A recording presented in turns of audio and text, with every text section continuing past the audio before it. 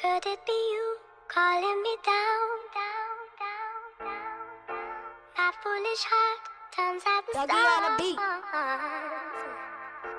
All that I am is all that you see. Welcome to another episode of the Sports Mecca podcast. I'm your host, Stephen Abramo. As always, I'm joined by my partner, Sam Hengeli. Today, we have a special guest on the show. His name is Scot Pollard. Scott played 11 seasons in the NBA from 1997 to 2008.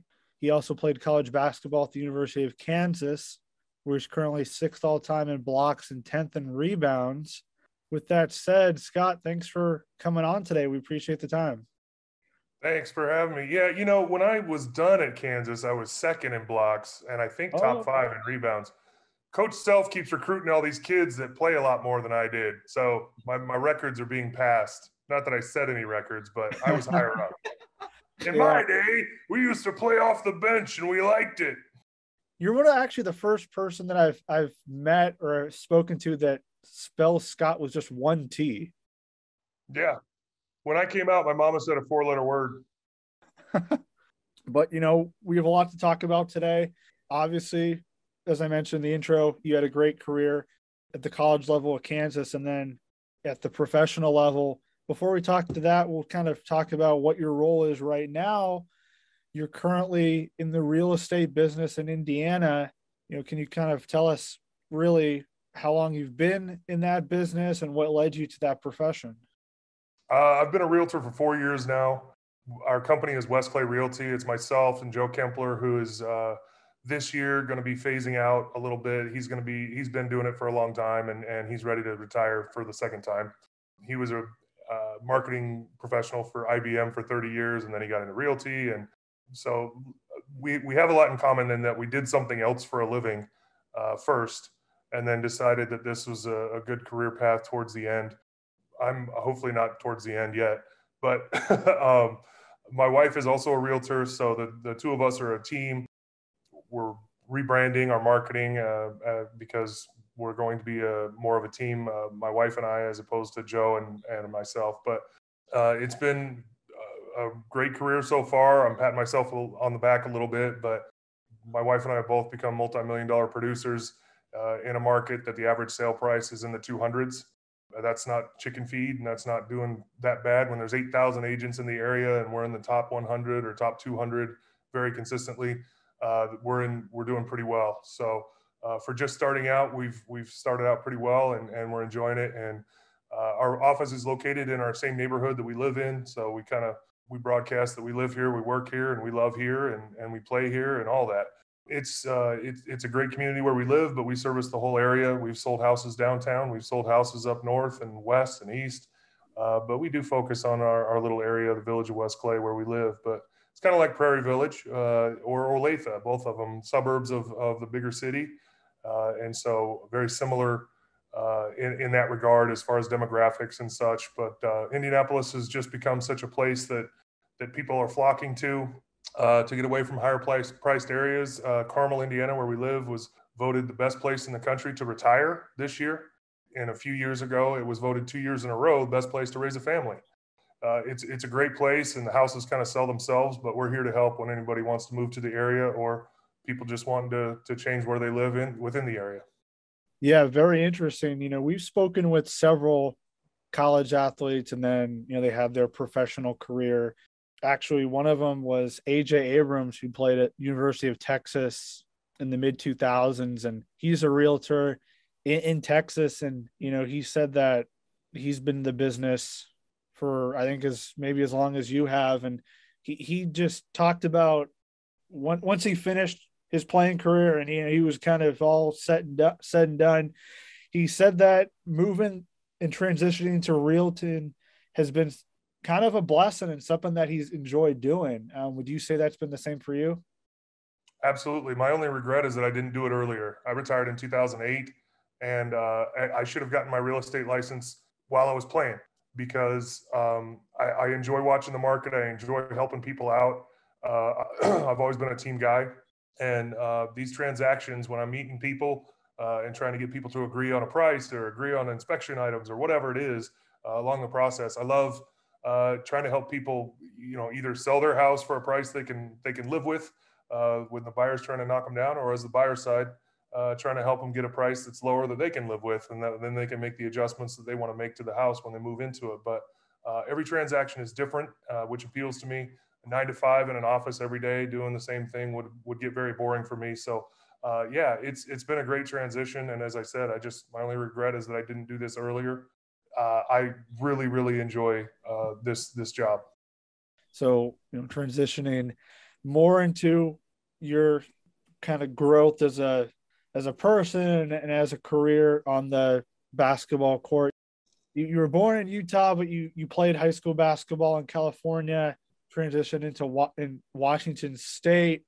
Sam and I are really interested about maybe, what kind of sparked your interest at first in basketball, talking about the culture of the sport over there, what it was at the high school level, and how good were you as a high school athlete? I was born into a basketball family. I'm the youngest of 6 kids. Everyone in my family is a giant, and it's not because of some pituitary gland disorder or anything. It's just the product of tall people procreating. And so my dad's 6'9", my mom's 6'2", my oldest brother's 6'10", then 7'3", then my sister is 6'2", then 7 foot, and I'm 6'11". So people are always like, why don't you just round up to 7 feet? Because my brothers used to beat the crap out of me when I rounded up. So I'm 6'11". But I grew up in a basketball family. My dad's in the state of Utah Hall of Fame. All of my brothers and sister got recruited and played Division I basketball. My sister decided not to play Division I basketball and volleyball because she didn't want any more surgeries on her foot to keep it healthy. So she retired before she accepted a scholarship to go pretty much wherever she wanted to. I'm the only one that made it pro, but dating back to my growing up days, I was always at a basketball game watching my brothers or my sister play. And then when I moved to San Diego, when I was still young, obviously, basketball wasn't a big sport out there. It's an outdoor city. So I was playing beach volleyball. I was surfing, bodyboarding, boogie boarding. I was more of an outdoor kid. I played soccer. I played every sport growing up, baseball, except for football. I didn't play football. But I played baseball, soccer, volleyball. Volleyball was my passion. I actually got recruited to play volleyball. At the time, I believe I was the only player in the history of San Diego to be voted the San Diego Player of the Year in volleyball and the San Diego Player of the Year in basketball. And so I got recruited to play both. Obviously, basketball was more of a thing. More people recruiting me. I was the 33rd ranked player in the country coming out my senior year. But also I played a year in the state of Washington, and I was Gatorade Player of the Year up there. And so it got me recognition in 2 different states. So I think that helped my recruiting. Everyone but Bobby Knight wanted me. And Bobby Knight was in Indiana at the time, and he specifically told my family, and I heard through the grapevine, that he didn't recruit me because he knew my whole family was Mormon, and he didn't want that to be an issue because he doesn't hold back as far as language. And so I heard that's the only reason Bobby Knight didn't recruit me, and it was fine. I respect the hell out of Bobby Knight. I think he was a great coach, but I never would have played for him anyway. So there was that. I didn't want to go east. I thought San Diego State or UCLA would be perfect for me. I took a lot of unofficial trips to San Diego State because I lived right there. Washington State tried really hard. Kelvin Sampson was there at the time, but I knew that he wasn't going to be there very long because he was a great coach. He is a great coach, and I knew that he was better than Washington State, so he'd be gone. And I was right. He got the Oklahoma job while I was in college. And so I remember going up to Kelvin saying, hey, see, I told you I'd be stuck at Washington State right now with some other coach, and you're here at Oklahoma, because the transfer portal was very different back then. Grew up loving basketball, but not really a passion of mine until my dad died when I was 16. And that changed everything. I was screwing around. I was stealing stuff. I got in trouble with the law a little bit, did some community service. I was a poor kid. I don't know why we lived in San Diego, one of the wealthiest cities in the world, especially Del Mar, California. But we lived there. And I was a poor kid. My dad was unemployed for a while, and we were living off the government and church donations for a while. Then he passed away when I was 16, and that's when I quit basketball for 2 weeks, went damn near insane, and then decided that was going to be my calling. And from that point forward, there was really nothing that got in the way of me playing basketball. It became my passion. It became my anger, my frustration, my joy, my love. Every emotion that I had became basketball, being eligible to play basketball. So I took care of my grades. I graduated with damn near a 4.0 from high school, which admittedly was not that difficult. Made sure that my grades were right and that's how I got to the University of Kansas. I needed a father figure in my life, and man, Roy Williams was that man. He still is that man. I owe Roy Williams every bit of why I became a successful basketball player beyond what I was born with. So really tell us how that Roy Williams was able to recruit you at Kansas, and how many visits did they make to your home? How many visits did they make to your high school? And what was that final kind of piece to the puzzle that made you think, okay, I gotta commit to Roy Williams and play for Kansas? Well, as I said, I didn't want to go east. The furthest east I was considering was Arizona. Lute Olson made a great impression on me. I had been to his camp with the basketball team that I was my high school basketball team and individual camp. So I was somewhat familiar with the Arizona. I had played in a Vegas tournament back then. It was called the John Farrell Invitational. So I had some exposure there. But I didn't want to go anywhere east. I didn't really realize Kansas was in the middle of the country. Geographically, it was like there was the beach, there was Utah where I was born, and then east of that, kind of all gray area for me because I didn't really care about anything in the east. And I considered Kansas east. It was a tough job for Roy. He came out and, my first letter, backtracking, my first recruiting letter I got in 7th grade from Jim Boeheim at Syracuse. And so I got recruited the whole country, but I just was telling him, I'm sorry, I don't know where Connecticut is. I don't know where North Carolina is. There's just no chance I'm going to Florida or LSU or anywhere over there. So a lot of them, Georgetown, I just told them, hey, thank you. I really appreciate the interest, but there's just no chance I'm going that far east. And I was kind of saying the same thing to Roy early on because he wasn't coming to see me in San Diego. It was Jerry Green, his assistant, who ended up at Oregon and then somewhere else after that. But Jerry Green was, I guess, the first one who saw me. Then Roy showed up and my coach said, hey, Roy Williams is here. So I knew that meant something because Roy didn't do a lot of the early recruiting. It was Jerry Green. Then it was another assistant. His name's escaping me right now. And he was very instrumental in passing me on to Roy as well. Ended up at another college. Gosh, I'm sorry. I can't remember his name right now, but very instrumental guy. Loved him. I'll think of his name.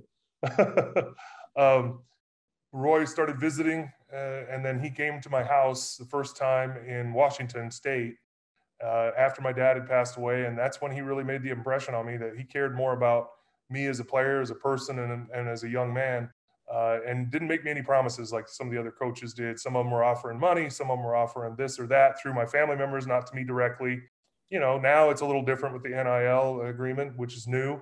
But back then, if you were a high-rated player, they figured out a way to pay you behind the scenes. And so they were going at my family, and some of them I knew about, some of them I didn't know about until even my sister told me one after I retired from the NBA. She didn't tell me about one of the offers that was absolutely ridiculous. If I'd have known about it, I would have told her, take that and I'll go to that school because that could have changed our lives dramatically as a family. What was the offer? One college told my sister directly. The assistant coach called her and said, you can go shopping. The house budget you have is $2 million in La Jolla, California. We'll pay for it and we'll get you a job in accounting. Now, $2 million in 1992, that house in La Jolla would be worth probably $30 million right now. That's La Jolla, California. Real estate is absolutely absurd. If we had gotten a $2 million house in La Jolla in 1992, that's a ridiculous number right now in 2021. So, my sister never told me about that. And I'm not going to say which college it was. She waited until I retired from the NBA. And then she told me that story. She said, there was no chance I was going to affect the place you went to college. And it would have. I would have gone to a different college. I would have had a much different experience and maybe never made the NBA. You never know. What happened the right way. And Roy, some coaches were promising starting jobs. Oh, you're going to come here and start. You're going to be the man, and we're going to treat you well, and you're going to get this and that, and we'll take care of you. We'll figure out a car. Roy did none of that. Roy said, Greg Ostertag is going to start. I'm not going to promise you a starting job. Richard Scott's a senior, your freshman year. He's going to start. Greg Ostertag is going to start, and you're going to come off the bench.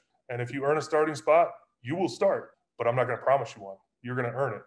And so that appealed to me. And because, again, all my brothers played college basketball, and every single one of them committed to one coach. And during their time in college, that coach got fired or left. And then all of a sudden their playing time is nothing because the new coach doesn't care about you, didn't recruit you, and wants to get their guys. So they all ended up transferring. And I didn't want that to happen. I wanted me to go to a college that the coach was going to be there all 4 years and that even if I played every minute or if I played no minutes, I would respect the man that was making that decision and know that it was because of me, not because of politics or because he didn't recruit me or whatever. And Roy fit all of that. On top of that, Roy was a father figure too. He was stable. He was somebody that I could trust, and I needed that very desperately at that age. So, you played first 3 years of high school in California, and then your final year as a senior, you're in Washington State. Eventual college teammate Paul Pierce, I believe, grew up in California and played high school ball. Did you ever, you ended up playing on the same team at Kansas, but did you ever cross paths with him playing high school? No, but that's how Jock Vaughn and I became roommates in college. Is we had played against each other in some regional tournaments, and then we got selected to some of the same all-star games because we were the same age. So Jock and I actually met in high school. And I wouldn't say we were a package deal because that was never anything that we mentioned like, hey, if you go to Kansas, we'll tell coach we're going to Kansas together. But we both kind of talked to each other and said, hey, man, I'm thinking about Kansas. And if you go there, I want to play with you because we played well together in these all-star games. We liked each other. And we ended up being roommates all 4 years and the best men at each other's weddings. And so while I didn't know Paul Pierce in high school, because he was a few years younger than us. And even when he took his trip to Kansas, he was like 15 years old. So in that span of life, 3 years is a big deal. So we didn't cross paths on the basketball court until he came to Kansas on his recruiting trip. Well, you eventually played on the 2007, 2008, your final year in the NBA. He was on the Celtics when they won the championship. Just to kind of dig a little bit more deeper in your time at Kansas, you were part of, in your final season, the 96-97 Jayhawk team, which is considered by many as one of the best teams in program history. Unfortunately, also one of the labeled as the best teams in college basketball that didn't win. Your team went 34-2, spent most of the season as the number one team in the country. Take us back to, playing that last year at Kansas and that season. How special was it? But that, maybe kind of how disappointing was it to kind of fall short to Arizona in the Sweet 16 that year? It was tough because I wanted to go to UCLA, and UCLA won it my sophomore year in 1995. And I wanted to go to Arizona, and Arizona ended up beating us. I actually verbally committed to Arizona because Luke Olson had his host take me to a party, and I had a good time at that party. So I wanted to go to Arizona. Plus, it was closer to home. But ultimately, as I said, Kansas was the right place for me.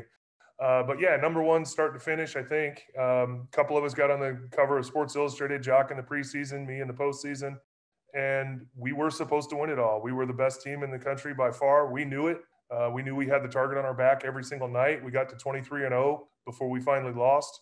It was a tough pill to swallow. I had a broken foot, and I was trying to come back quick and be able to play in that game, and I wasn't there for Missouri. And, man, Paul Pierce and Rafe LaFrance, especially Rafe in that Missouri game, even though I didn't play in it, I got to say it was one of the greatest college basketball games ever played, double overtime. No one, the clear winner, really just ran out of time, and we happened to be winning when the clock ran out the final time because it just went back and forth and back and forth.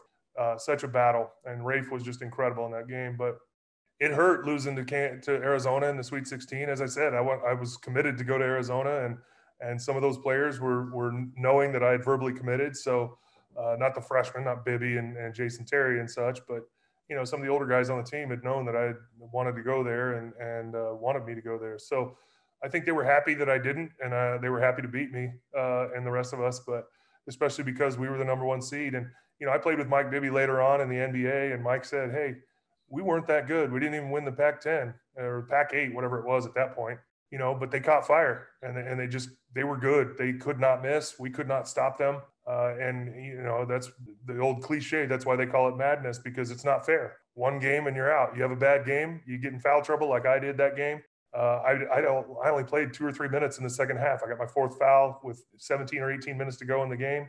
I watched the rest of it from the bench because I got in foul trouble. It was my own fault. A painful experience. The best team to never ever do it. It sucks. 4 out of our 5 starting 5 were first-round picks. 2 of them were lottery, Rafe and Paul. Jock and I were first-round picks. Jared Haas had a chance, but played with a broken wrist most of his senior year just to help us keep that record alive and maybe get a ring for Roy. Speaking of, that's the most painful part, because we all felt like we were going to be the first ones to get Roy Williams a national championship. And we felt like we owed him that for all the things that he had done for us and, for putting us together as a team and as men. When that game ended and we were not the victors, the pain I felt as a player of letting down who was my second father figure was overwhelming. And it's never gone away. I've never not thought about that. Every time I see college basketball or watch the Jayhawks, I always think about that pain that we didn't get Roy his first championship at Kansas. You mentioned the 97 team just was loaded. You yourself was a first round pick, a couple lottery picks in LaFrance and Pierce. Just focusing on Pierce, did you ever realize that Paul Pierce was going to be the player that he was at the next level when you were at Kansas? Yeah, it's funny. When he got there, I think he was 16 when he got to campus, and he turned 17 shortly after that. But he was young, and we called him Bambi his freshman year because he was just all elbows and knees, like when Bambi. I don't know if you guys are old enough to have ever seen that movie, but Bambi is on ice in the classic cartoon, and it's just slipping around because it's got hooves and not feet, right? And that was Paul Pierce. He was all elbows and knees. He was still growing into his body. We called him Bambi because we could tell he was going to be good. I mean, there was flashes of brilliance his freshman year, of course. I don't think I ever played with anybody that was stronger with the basketball. Paul didn't ever look strong. He was always a little doughy, never looked like he was ripped. When that ball was in his hands, you weren't knocking it out. That was his whole career. His love for one-on-one after practice and being a gym rat, he'd play the manager. If anybody would stick around after practice and play him one-on-one, he'd play whoever. It didn't matter who it was. One of the coaches would, or one of the managers, or one of his teammates, obviously. He just wanted to play one-on-one all the time. Everybody has their thing, and Paul's thing was one-on-one. Before and after practice, that's what he wanted to do because he would just always work on those little moves around the basket that made him such a unique player that could post up, shoot threes, shoot short jumpers because of that amount of time just working on it. And that was incredible to see from such a young age. And obviously, yeah, we knew he was going to be great because we could see that, the work ethic on top of the natural talent that he had. And we always said when he grows into his body, that kid's going to be something. And he grew into his body. I'm a Celtics fan, so when I enjoyed watching Pierce dominate for Boston for most of my childhood. So, I always got to I enjoyed watching him. But this is nothing to do with basketball. This is actually after your career was over. You appeared on the popular CBS show, The Survivor. I'm interested how really got onto that show and how that experience was. And for those who don't know what Survivor is, tell us a little bit about what that show was about. Well, Survivor started as a show about not getting food and being basically the premise was you're stranded on a desert island and you got to find your own food. And along the way, we're going to give you some physical challenges and puzzles to eliminate people.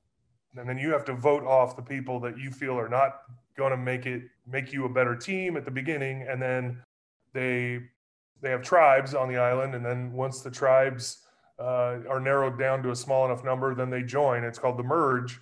And that's usually about midway through the season. And then instead of voting off a weak teammate, then you're voting off strong players that you don't want to have to compete against to win the $1 million prize at the end. I had never really watched the show.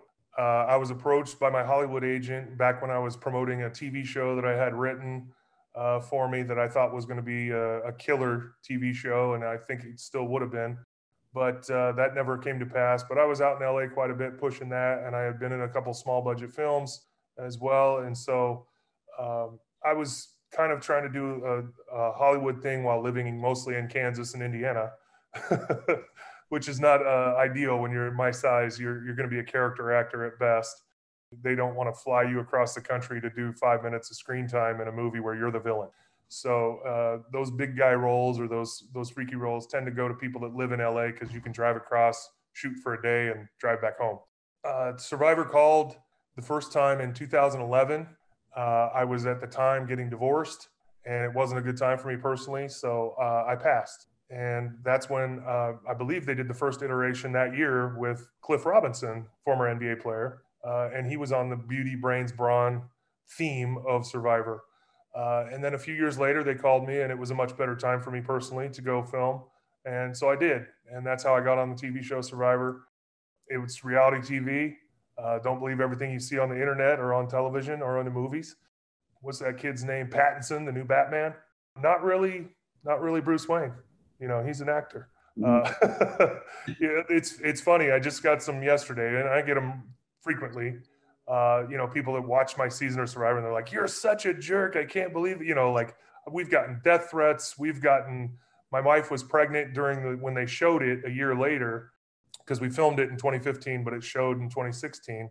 And my wife got messages on the social media. I hope your unborn child dies because his father is such a terrible person. It's like, you know, it's a game show, right? Like, we're trying to win $1 million. We're not trying to make friends.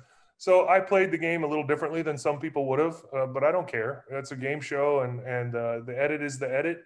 And I was a villain. I knew as soon as I showed up on the island, I saw another tattooed guy with a red beard, and I was like, me and that pirate probably going to be the villains in this season. And sure enough, we were. So we called ourselves the Caveman and the Pirate, and we had fun. We laughed our asses off. We did stuff that we would never do in real life. We were the only ones married with young children that are on the whole cast. And we provide for our families. That's what we do. And we did that for a certain amount of time on the show. And then all of a sudden we realized, you know what a better strategy is? Let's be jerks. So we were jerks. and it worked out. We almost got in there. We had a plan that worked out. Everybody had agreed to it, but something got in the way. Something mysterious, possibly behind the camera, got in the way of our plan, because it would have guaranteed Jason and I would have been in the final three, probably with Ty, and either Jason or myself would have won Survivor, and I don't think they wanted that. So some things happened, but no matter what, it was fun. It was a blast. I had a blast. I would never, ever do it again.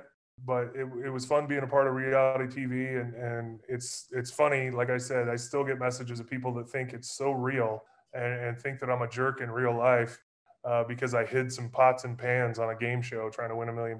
It's pretty funny. That's a really great story right there about your time as Survivor. It's kind of funny where we're meeting today, which is the day after Roy Williams made his return to Allen Fieldhouse since he's retired from coaching. In 2003, when he left North Carolina, you kind of were outspoken about his departure. You talk about how he looked like a liar at the time, because many KU fans believed that he would never leave, because he said that he wanted to stay at Kansas and then ended up going to his alma mater, North Carolina. What do you think KU fans today in the year 2022 should remember Roy Williams' legacy at the University of Kansas? They should remember him as one of 8 head coaches in the history of Kansas basketball, which is the birthplace of basketball. That's an incredible fact just in itself. 8 head coaches in 123 or 124 years. That in itself is an incredible fact. But we're one of 4 that are alive right now. And they're all great human beings. I love all 4 of those guys that are alive right now that have coached at Kansas, that are coaching at Kansas, and Roy's one of them. So I know that he got a standing ovation last night. If I'd have known he was going and I had a little more time to plan, I would have been there just to see Roy, but mostly to see the people standing and applauding the man that again, I owe most of my basketball career to, and so many other men that he's molded over his years of coaching. I know it was an emotional time for him, but man, I love Roy Williams, and I love that Kansas fans stood up and cheered him on because they absolutely deserve to see him come back and be recognized, but also he deserves to know that Kansas fans have forgiven him, obviously, and love him and respect what he had done for our program. And yeah, I was mad, but I heard I started a trend. When I committed to Kansas, I made him promise me that he wasn't going to leave for North Carolina during my 4 years because, as I said earlier, my brothers had the situations they had, and I didn't want to have it be where I go to Kansas and all of a sudden Roy leaves for North Carolina and I'm getting coached by some guy that didn't recruit me. Mm-hmm. So I made him promise me, and he did. He promised me that he wasn't going to leave during my 4 years, and I said, well, then I'm coming to Kansas. And I heard that players heard about that, and players subsequently started making Roy promise him that he was going to be there during their tenure. And the last players he promised were Nick Collison and gosh, my mind this morning is off. So I heard that those 2 were the last 2 players that he promised he was going to be there during their whole career. And that turned out to be the case because Wayne Simeon ended up going there and playing a year for Bill. So I don't know for sure that that's a fact, but I heard that that was kind of a thing after I made him promise, that players after me started making him promise that he was going to be there. And that continued on into the early 2000s. But Roy did what was best for Roy. I forgave him eventually. I know I was really mad at him, and I called him a liar, and I called him some things, but we talked, and, he just went home. You can't get mad at somebody for going home. I always wanted him to be the Dean Smith of Kansas, and he was at that point. But Bill has come in and been great for Kansas. And I'll never forget Danny Manning's words. He said, Kansas was great before Roy Williams, and Kansas is still going to be great after Roy Williams. And he was right. And Roy is in there. Roy is in the top, 2 coaches in the history of Kansas basketball. Maybe. I mean, if you consider championships the thing, then he's not in the top 2. But there's only 8, so he's in the top 8. Yeah. Yeah, absolutely. I was actually there last night to hear Roy Williams, and I actually saw him walk past me when he was getting interviewed on TV. So that was a very unique seeing him. They do a tribute video to him last night, and it's just great seeing KU celebrate him and everything he's done, not just for the game of basketball, but for the university. And I think a lot of KU fans got over his departure in 2008 when KU beat North Carolina in the Final Four, and then in the national championship game when Roy Williams wore the KU sticker supporting the Jayhawks when they won the national championship game against Memphis. That absolutely helped for me as well as for everybody else. I had already forgiven him because we had already talked about that, but for sure, it helped. Winning solves a lot of problems. Yeah, absolutely. And so you played 11 years in the NBA. Your longest tenure in the NBA was with the Sacramento Kings. Can you tell me what it was like playing in Sacramento, where you had Chris Webber, Doug Christie, Mike Bibby? I think Peja Stojakovic was on that team, coached by Rick Adelman. That was pretty much like the last great Kings team that we've seen in the NBA. And you played in the Western Conference Finals in 2002, which is known as a very controversial NBA Finals due to the officiating that you guys got screwed on the other side. That team was originally put together was just a circus. I mean, we had White Chocolate, Jason Williams at the helm, Tony Delk from Kentucky, and Corliss Williamson from Arkansas, and Chris Webber coming out there, didn't want to be there. Vlade Divac from overseas and Peja Stojakovic from overseas, the Serbian Nightmares. And so that was the beginning. And then as it moved, I mean, John Barry, one of my best friends, was on that team early on. But as we mutated into the 2002 finals, Western Conference Finals team, with Mike Bibby, a little bit more consistent at the point guard spot, hits big shots, Peja, Hito Turkoglu, the Turkish Michael Jordan, as we called him. We had a play 4 down TMJ, and that was for Turkish Michael Jordan. That was Hito's play. We had a blast. We had an absolute blast beating everybody. And I will say that wasn't the last good Kings team. That was the only good Kings team. We're the only ones that got out of the first round. We're the only ones that made the playoffs and won in the first round. And then we got to the Western Conference Finals. And, man, those Sacramento fans deserve so much better than they're getting right now. They've been an absolute, excuse my language, they've been an absolute shit show since this new owner has been involved. And it is never going to change as long as he keeps being the owner. The way he's doing things is destroying the franchise and the city along with it. It's not a big enough city to have a terrible Sacramento Kings team and then do other stuff. Sacramento Kings are the only show in that city. It's the capital of California, but there's nothing else there. It's nothing in the middle of everything. You can go snow skiing in a couple hours. You can go to the beach in a couple hours, and you can get south or you can get north. You can get to wine country all within a couple of hours. You can do almost anything. You can go hike in Yosemite in a couple of hours. It's a great location. It's a great city. But without the Kings being good, the owner is hurting the city of Sacramento by a lot. It's really disgusting. But we had a blast. We got to the Western Conference Finals. As you said, Game 6 was questionable. In LA, Game 4, questionable. Game 5, we dominated. Game 6, questionable. We were the best team in the league, and we earned home court throughout the playoffs because we had the best record in the league. We were the best team in the league, and we had Game 7.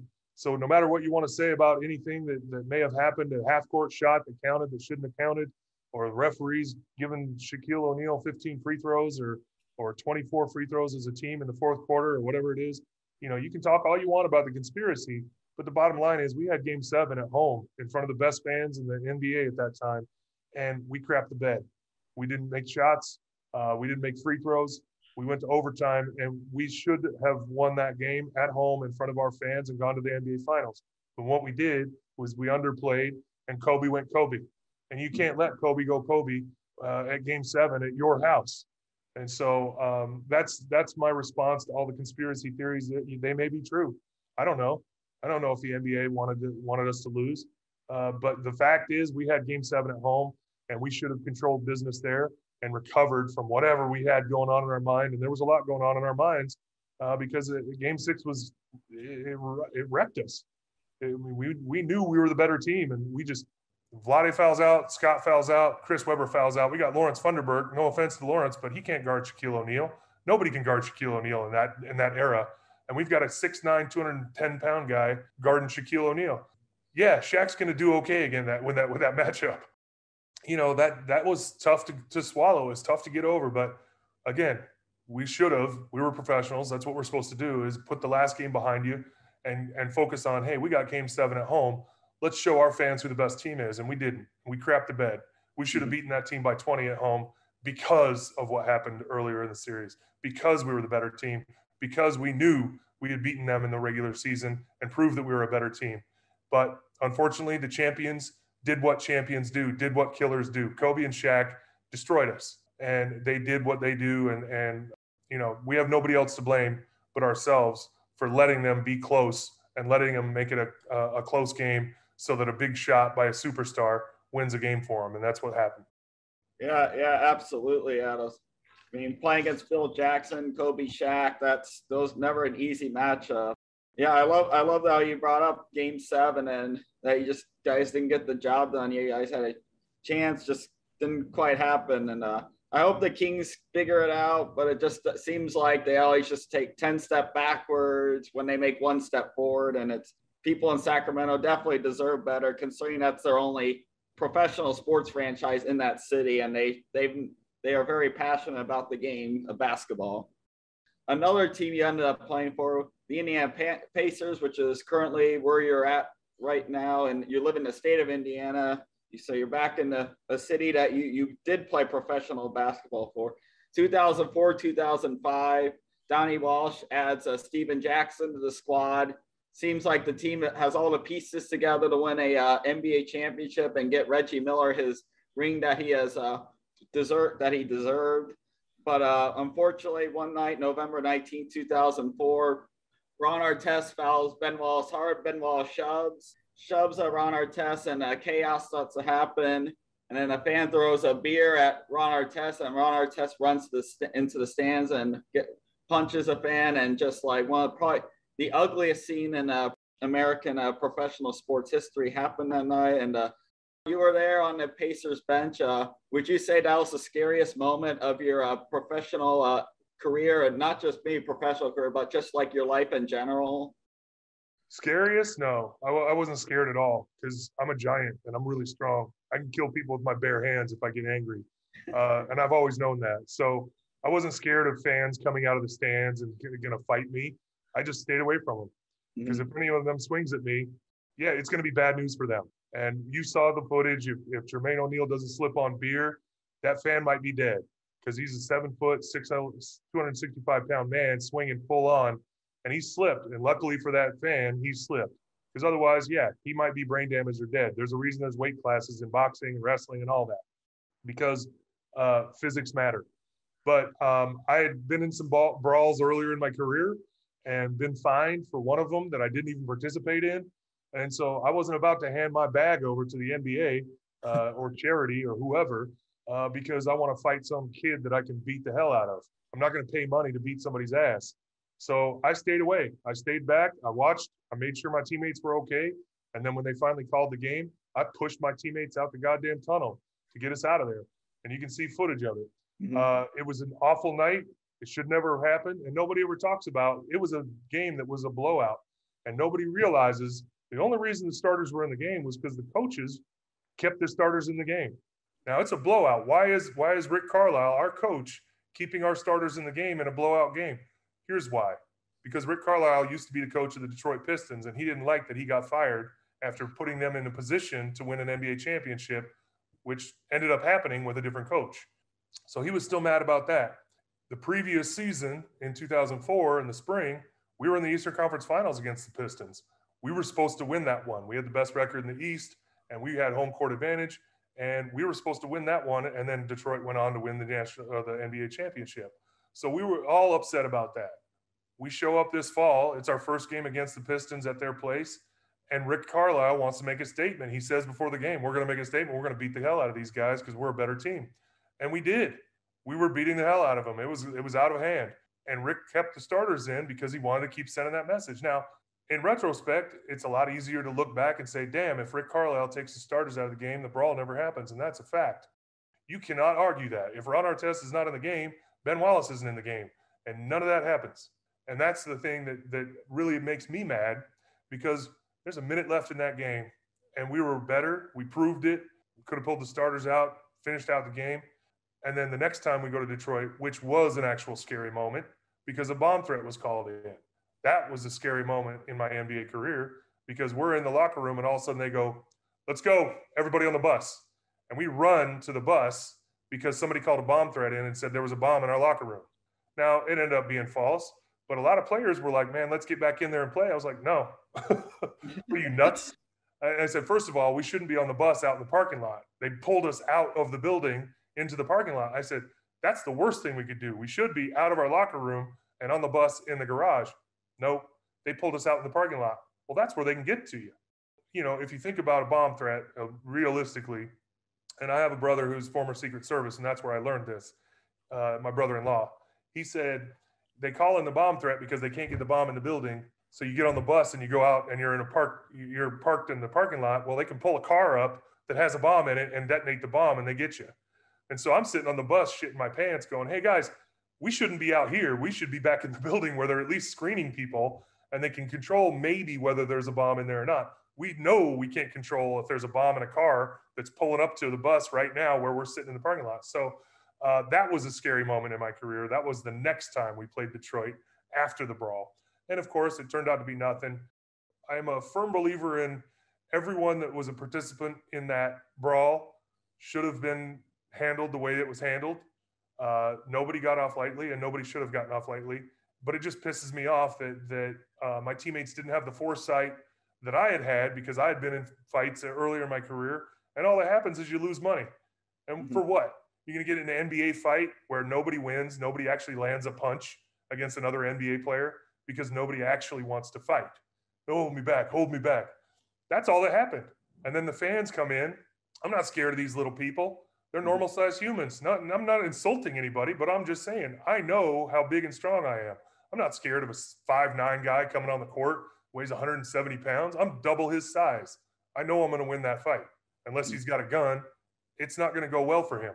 So I just stayed away because I know that. I know that every day of my life. I don't go to clubs for the same reason, because the drunk guy is the guy that I don't want to have to beat him up and then get sued by him later. So I don't go to clubs for the same reason. I didn't during my career. Because I always wanted to avoid that situation. I'm not going to let some punk take my money.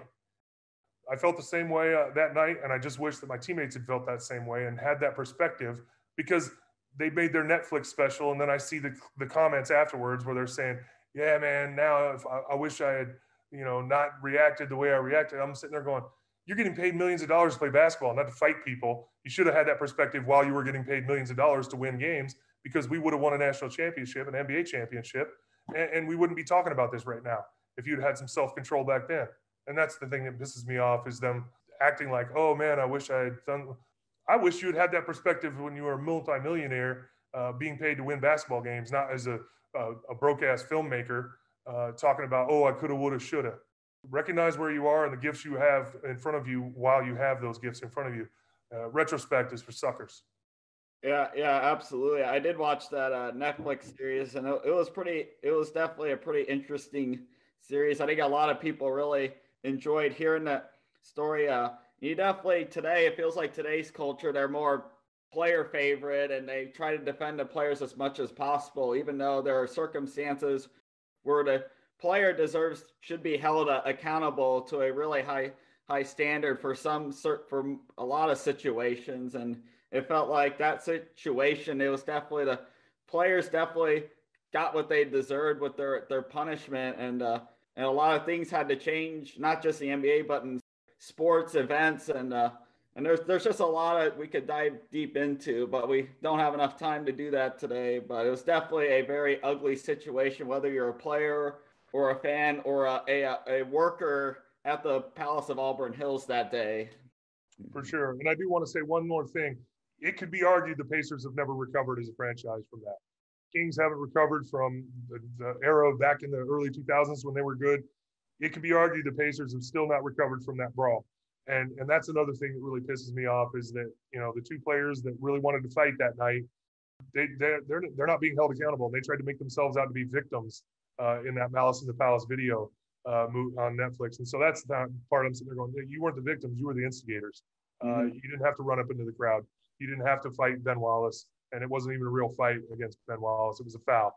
Take the foul, shoot your free throws, and end the fucking game. Excuse my language.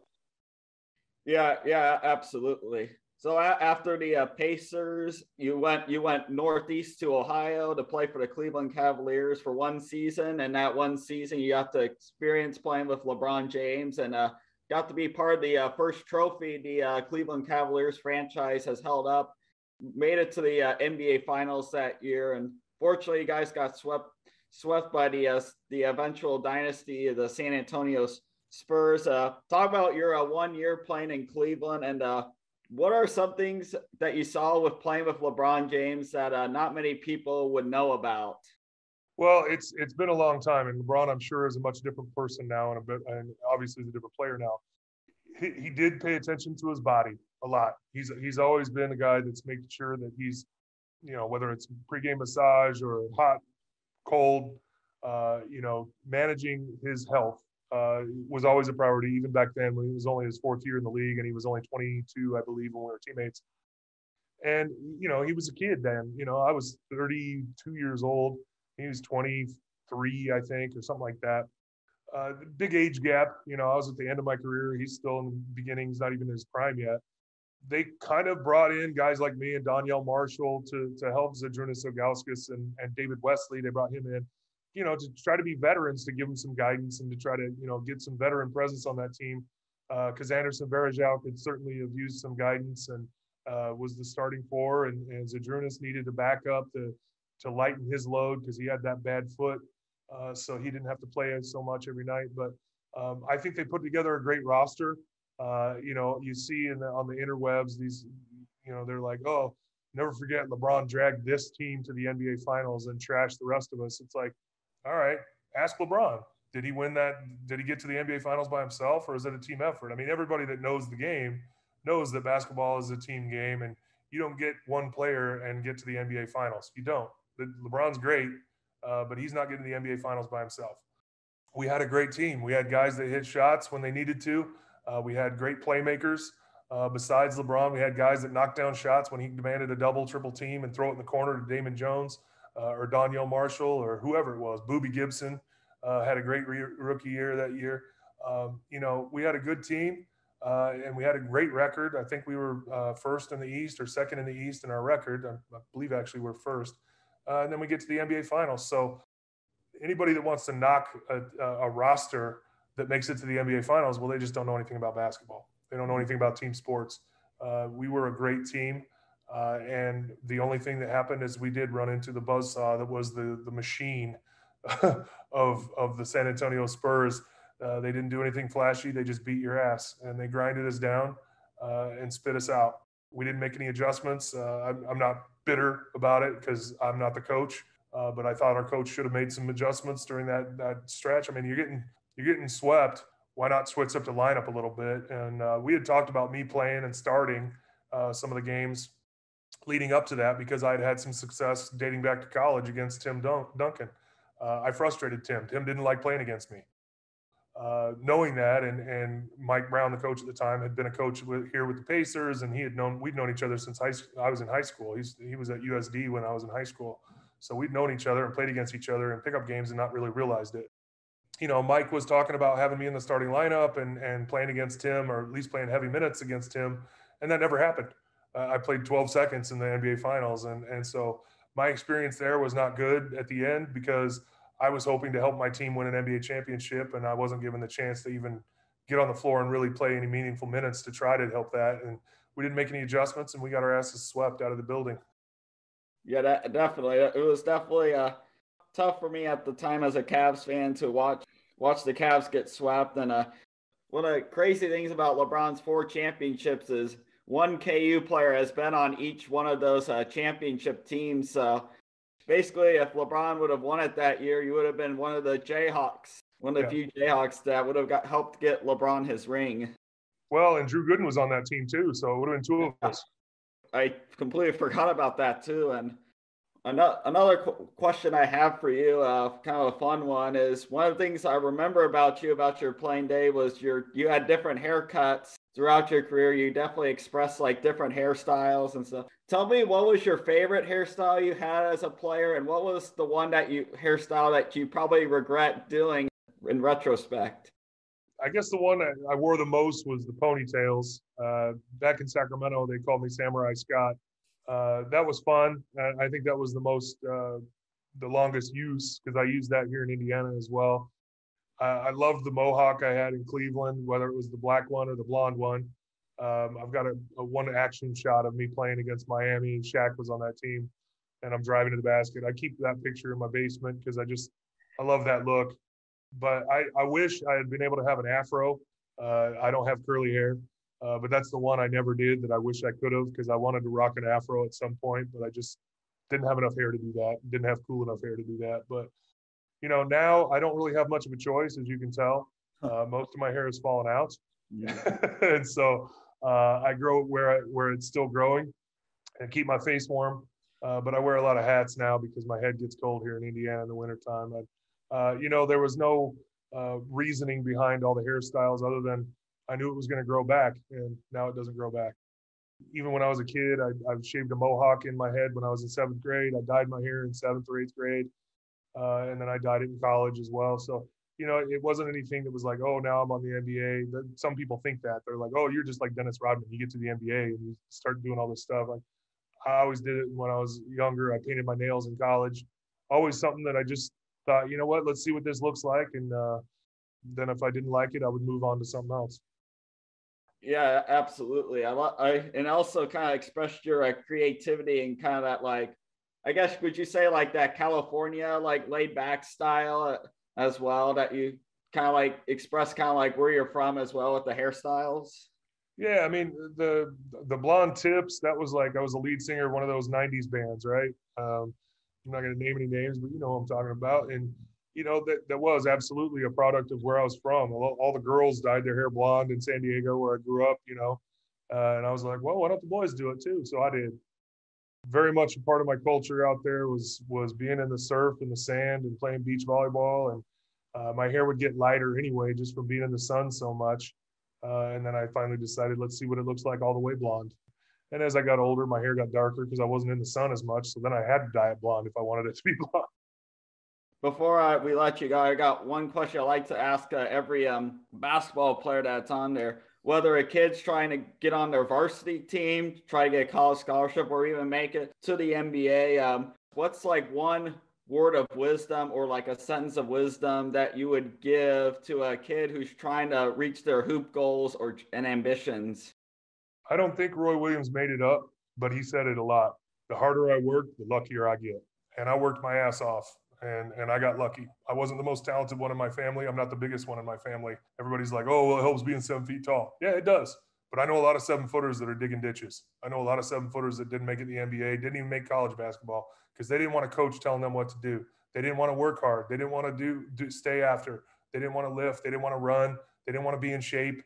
The harder I worked, the luckier I got. And it's still true in post basketball. My life is the same way. I work hard as a realtor, and I'm getting very lucky at it. Where can people find you on social media? And how can our viewers and we can support you? On Twitter, I'm Scot Pollard 31. That's with one T, SCOTPOLLARD 31. On Instagram, I'm Scott P 31. First name, last initial, and then 31.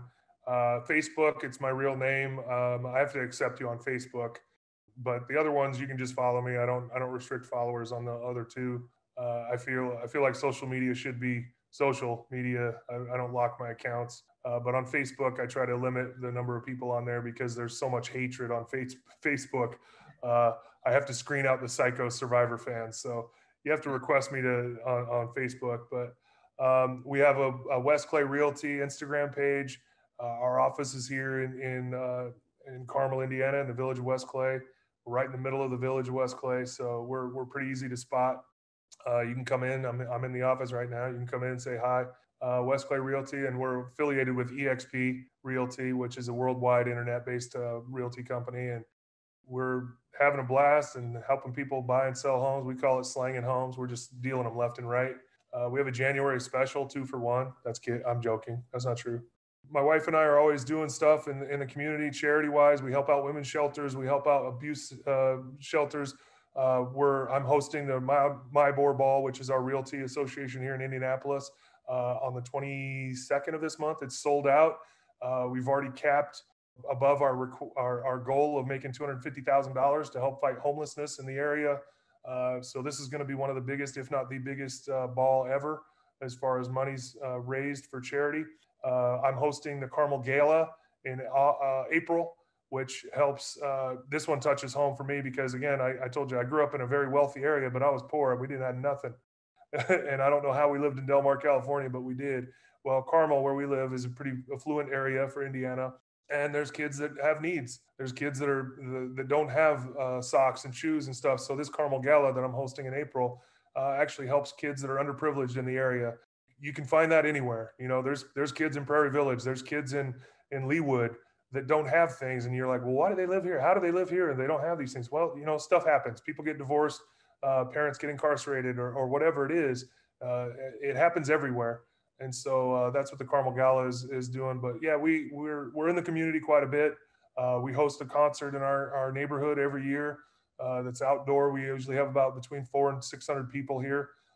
Live music and food and drinks, and just to promote community, to promote. We have all kinds of different stratosphere of clients and neighbors in this neighborhood. We have rentals in the lower thousands for rentals, which is pretty cheap here, and all the way up to multi-million-dollar homes. So we have quite a diverse neighborhood here with over 1,600 units.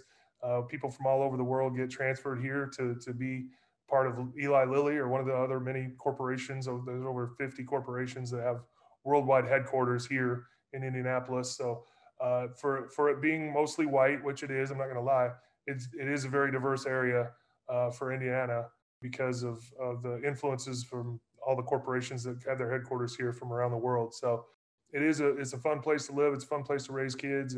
And of course, as I've always said, when you've been given so much as I have throughout my hard work and been given so much as a result of that hard work, it's your duty to give back to people that are less fortunate than yourself. And I know that sounds cliche when you hear an NBA player or an athlete talk about that, but we live that. We absolutely live that. A portion of every one of our transactions goes to homelessness, goes to the MyBor Foundation to help fight homelessness. So we put our money where our mouths are, and we're absolutely about giving back to our community.